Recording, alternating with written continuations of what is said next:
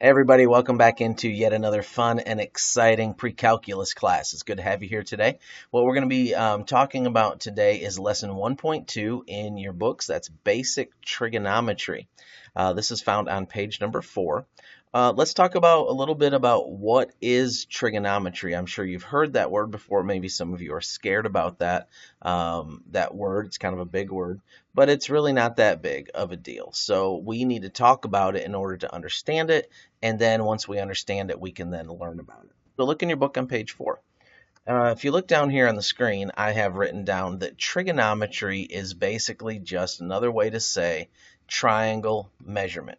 Okay, the prefix tri or tri is short for triangle or 3, and then the metry is the measurement. So the measurement of triangles. See, I told you it wasn't that bad.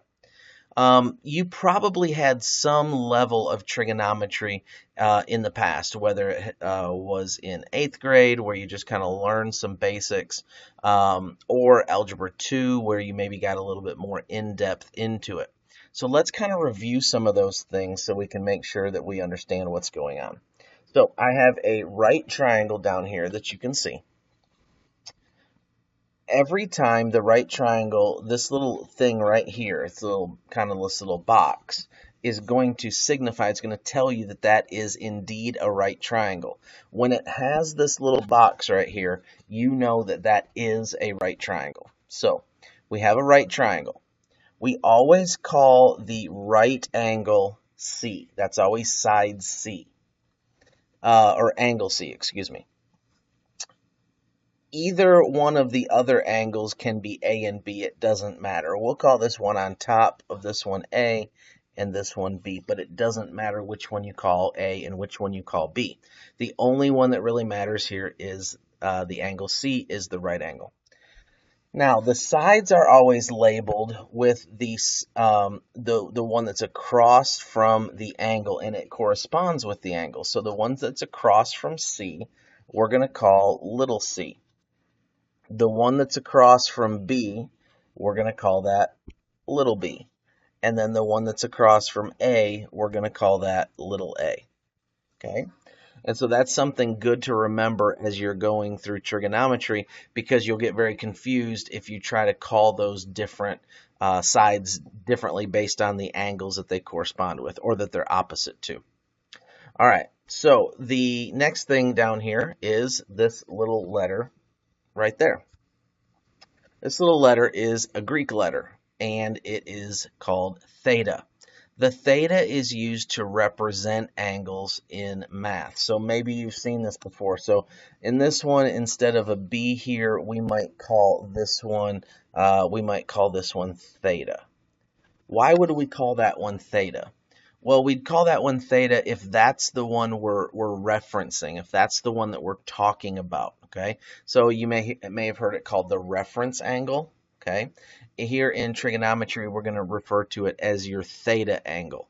And there's other ways to reference other angles as well, but this is the basic way that we're going to use. So when you see the theta, that means, okay, that's the angle we're talking about. This angle right here is our theta. You could also call it B, or you could call it A. It doesn't matter. It's whatever it's labeled or whatever the book is using. So don't be confused when you see different labels in different places. The only label that has to be with the right angle is C. And that's not even always the case. Sometimes they'll call that something else. But for the most part, you're always going to see the letter C attached to the right angle. All right, right here, you're going to see table C. Table C. In this book, whenever you see the word table, or you actually see a table in the book, you better pay attention to it, because it's a very, very important part of the book. So table C. What's important about table C? Well, table C shows you the basic trigonometric ratios. Well, what is a trigonometric ratio? A trigonometric ratio, going back to the word meaning, triangle measurement. So what we're going to do is we're going to compare the theta. Let's say that in this case up here, the A is the theta angle. We're going to compare the A angle to the C angle. We're going to compare the A to the C. We can also compare the B to the C, but the idea here is that we're comparing the acute angles to the right angle. All right, so how do we do that? Well, the first one is called sine, S-I-N-E, sine. On your calculator, you may have seen it S-I-N. All right. I know some students are afraid to touch that button because they think they might be doing something wrong. It is not sin to touch that button, okay? So you can go ahead and you can use that button. It's fine. I'll give you permission. So that's the sin button or sine button. And then the other one is the COS button. So if you see COS next to the sine button, that means cosine. And then the third button that you're going to see on your calculator is the tan, T-A-N, or tangent. And each one of those has a different relationship here, a different way of figuring them out. The first one, sine, is opposite leg over hypotenuse. And we'll talk about what that means in just a second. The second one is sine, cosine, adjacent leg over hypotenuse. And the third one is the tangent, and that's the opposite leg over the adjacent leg. All right, if we look back here at the screen, I have written Socatoa. This is a way to remember. This is also in your book. At the bottom, page number 4, it says helpful hints. So whenever you see those helpful hints, they're pretty helpful hints. So take time to read them, look at them, and see if you can they can help you. But this helpful hint, I like it. And if you can remember the kind of the phrase Socatoa, it will help you. You say, why will that help me? Well, let's go through and look at it. What does the SO stand for? All right, well, the SO stands for sine. All right, that's the S. And it equals the opposite over the hypotenuse. Okay, opposite over hypotenuse. And then the K is the cosine equals the adjacent over the hypotenuse. All right, so you'll see it, cosine, adjacent, hypotenuse. All right, and then the last one is TOA, and that is the tangent equals the opposite over the adjacent. All right, and again, this is really important for you to memorize. We're going to use this a ton here in Precalculus class. Now let me show you something else. I'm going to show you like a little cheat sheet that I think that you're going to like. So if you'll go back to the front cover of your book, all right? So just go back to the front cover of your book and let's take a look at that. All right. So just a pretty little picture. Well, it's not all it is. Turn to the inside cover of your book. What you see here is you see all kinds of extremely useful information. Now, you have no idea what most of this stuff means right now. But this first part, the trigonometric ratios, okay? So the trigonometric ratios, you'll see right there, that it shows you the page numbers that this information is found on. It's on page 4, it's on page 10, it's on page 52. Now, don't pay any attention to this y over r just yet. We're going to learn what this means over here. This is another code that we're going to learn. The important part that you're learning right now is the opposite over the hypotenuse. The cosine is the adjacent over the hypotenuse, and the tangent. Now, also don't pay attention to this. This is something else. This is cosecant, this is secant, and this is cotangent. We haven't gotten there yet. Notice we're going to get there, page 10, page 52. That's where we're going to learn about this stuff, and that's where we're going to learn about this r over, this x over r, this y over r stuff, okay? Now, we're going to continue all year long to reference this front cover. So make sure that you cover your book. Make sure that you take care of that front cover because you're going to need that front cover. So whatever you have to do, put some lamination on it. Just take good care of it because we're going to keep coming back to that front cover quite a bit throughout the year. All right, let's go ahead and now look down at the next little section. And if you're looking in your book, I think this is on page number 5. Okay. And on page number 5, we go into an example. So I wrote the example here on the screen so that you can see it. Find the sine, cosine, and tangent of the acute angle A and B. So what we're going to do is we're going to handle these one at a time. We'll first do A, and then we'll do B. So let's do the sine, cosine, and tangent of A. All right. And then we'll go back and we'll do the sine, cosine, and tangent of B. But let's focus on angle A first. All right, so here's angle A. So technically right now this is our theta. All right, so our theta is A. That's what we're looking at. So which one is the opposite? Well, let's first of all put in what they tell us. A is 5. Well, which one is A? Remember, I just told you. A is the one opposite of the capital letter, angle A. So this is going to be side A. So A is going to equal 5. So which one is B? Well, B is the one that's opposite of the angle B. So this one down here at the bottom is going to be our B. So our B is 12. And remember that this is going to be side C. Side C is very important because side C is the hypotenuse. All right. And side C is always going to be the hypotenuse, all right, because it's opposite of the angle, the right angle. So C stays, that stays the hypotenuse all the time. What you'll notice is that A and B are going to rotate back and forth between opposite and adjacent based on which angle we're looking at. So that'll make sense to you here in just a second.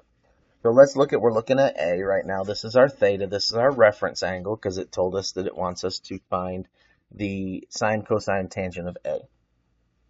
So let's first of all go down here and let's write what are the ratios. So sine, the ratio is so it's opposite over hypotenuse, okay? And so what we need to do, and let's just write them all. So cosine is adjacent over hypotenuse, and tangent is opposite over adjacent, okay? So now what we need to do is go get these values up here. And you say, well, we have a problem. And you're right, because C doesn't have a value. All right, so what is C? Well, the way that we find C is we take these two and we plug it into Pythagorean theorem. What is Pythagorean theorem? Well, I'm glad you asked. Well, if you paid attention to the first lesson, you know what it is. All right, so what is it? A squared plus B squared equals C squared. And I told you we can simplify that and we can get it down to C equals plus minus the square root of A squared plus B squared. And in this case, we are looking for C, right? That's what we're looking for. So we have the right formula. So now we just plug things into it. What do we plug into it? Well, we plug in our A and B values. The value of A was 5, so we have 5 squared, plus B was 12, so we have 12 squared. And then we just solve it. You can use your calculator at this point. I won't. I'll just stay here and use this, 25, use my brain, and 144. And then I'm going to add those together, and I get 169. And so the plus minus square root of 169 equals, you can use your calculator here if you need it, but that equals 13. So technically we have a plus minus 13 as the answer. So and this is something that we'll learn down the road, but in trigonometry, this is the C, this is the hypotenuse. And the hypotenuse is always positive. You're going to hear me say that a lot this year. The hypotenuse is always positive. So we can actually get rid of that negative sign, and the answer is going to be 13. So let's go ahead and plug 13 back into our triangle up here. So now what we do is we go to the opposite over the hypotenuse, and so let's just go pull those values. What's the opposite? Well, here's A. So what's the opposite of A? A is 5. And over 13, so 5 over 13. There's your value of sine of A, 5 over 13. What is the cosine?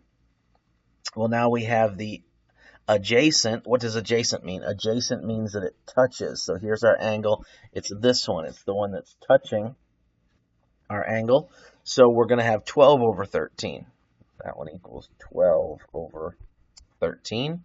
And then the next one is tangent, and that one's opposite over adjacent. So opposite over adjacent, 5 over 12 would be the tangent. Okay, so there's our values. Now, one thing that you need to remember right here is if I need to reduce one of those fractions, I reduce the fractions. If I have a radical or a square root in the bottom, like let's say that this 13 is in a square root sign. It's not, but let's say it is. I would have to solve that, and we'll do that in just a minute. But you'd have to rationalize your denominator. So make sure that you remember how to do that. If you don't, I will do one of those for you in just a second on the next batch, next problem that we get. Okay. All right. Now it says that it wants us to find the B values. So we would just do the same thing with angle B, or in other words, now B becomes our reference. And so the sine of B is still going to be opposite over hypotenuse, but now look what happens. Now we're focused on B. B has now become our theta. Why? Because the question told us that it also wants us to find B. So we found A, now we're going to focus on B. So now B is the reference angle. So now look what happens with sine. Sine is now opposite over hypotenuse. But look, what's the opposite of B? Well, little b, or 12. Notice the hypotenuse doesn't change. It stays 13 all the time. And then cosine is going to be 5, because that's the adjacent now, 5 over 13. And then notice the opposite over adjacent, so that's going to be 12 over 5. So that's the tangent. 12 over 5. All right, look what happened. There's some cool things that happened right here. So when we switch, remember I said it's a comparison back to the right angle. So we're comparing the acute angle to the right angle. Look what happened when we did the sine of A. We got 5 over 13. Look what happened when we did the cosine of B. We got 5 over 13. These ones matched. So those match. Notice that these match right here. The sine of B matches with the cosine. And then look what happened with the tangent. We just flipped the tangent over. So there's some interesting connections that we can make there. You say, what does all that mean? Well, we're going to get to that as we get deeper into trigonometry. Okay, one more thing. You can look at the next angle, or the next example. The angles there are 30 and 60. And there's some interesting things that happen with 30 and 60. Let me switch back over to the book here real quick. So notice it says that here there are two special triangles that occur frequently in mathematics. It's the 30, 60, 90, and the 45, 45. So what does that mean? It means that these angles down here, these angles here are going to be 30 and 30. And then on the next one, on the next page, example 3, you're going to see that these angles are 45. So 45 and 45. Well, what happens when you have this is you always get the same output. Remember when I told you that that front cover was very, very important for us? So let's flash back to that front cover again. And notice we have something right here. It talks about special triangles. When we get to page 18, we're going to deal with these much deeper. But the 30, 60, 90 triangle always comes out the same. The 45, 45, 90 triangle always comes out the same. And so there's a little graphic there to help you with that. But that's something to look at. And that's something that I think as we get further into it, that you'll see. I want to do one more thing real quick before we're done with this lesson. I want to show you what to do when you get something in the denominator. Like let's say, because notice there on example 2 and example 3, we have a square root that we're dealing with. So if we go to example number 2, we're dealing with the square root of 3. So one of the answers is, we'll say that it's, I'm just kind of making this up. I'm not giving you the answer right here, but it's 2 over just the square root of 3. Let's just make it the square root of 3. Well, that is a bad answer in math, okay? And there's a reason why, because this needs to be rationalized. Hopefully you remember how to do this from Algebra 2. We did learn that in Algebra 2. If you don't remember, I do have Algebra 2 videos that you can go back and watch, or you can find some other video that will help teach that, but let's just kind of do it quickly here, and hopefully you will remember. What we do is we have to rationalize it. We have to turn this into a rational number. How do we do that? Well, we multiply by the square root of 3. And what this will do on the bottom is this is going to take this to the square root of 9. Why do we want it the square root of 9? Because that has an answer. In other words, that comes out to 3. The square root of 9 is 3. Well, if we do that process in the denominator, we have to do the same process in the numerator. Why? Because we have to keep the fraction equal. Remember, square root of 3 over square root of 3 equals 1. So anytime we multiply a number by 1, that's what's called the identity principle. So you have identity. So 3 over 3 equals 1 is identity. So when we multiply by 3, square root of 3 over square root of 3, we're multiplying by 1. It's just a fancy way of multiplying by 1. But what do we get? Up here, this gives us 2 square roots of 3, and then we don't have to do anything else to simplify that. That can stay there. So notice what we end up with. We end up with 2 square roots of 3 over 3. We got rid of the square root of 3 out of the denominator. This is the answer that you want to put. Do not put this. That's a bad answer. Don't put 2 over square root of 3. Simplify it out and give me 2 square root of 3 over 3. That's the answer that I'm looking for there. Okay? Now, go ahead and try some of these. There's lots of examples there that you can try. Make sure you remember the pattern here. Make sure that you remember going back up here. Make sure that you remember that the opposite is small letter A. The opposite here is small letter C. The opposite here is small letter B. And then try to form your sine, cosine, and tangent ratios based on those little formulas there. And then don't forget that if you're missing a side, you can find it with the Pythagorean theorem. So really lots of stuff going on there, but a lot of stuff that I think you should know from your previous classes, whether it be Algebra 2, Geometry, Pre-Algebra, something like that. You've learned these things before, at least most of these things before. Okay? Well, that's all I have for you. Hope you have a good one. Bye-bye.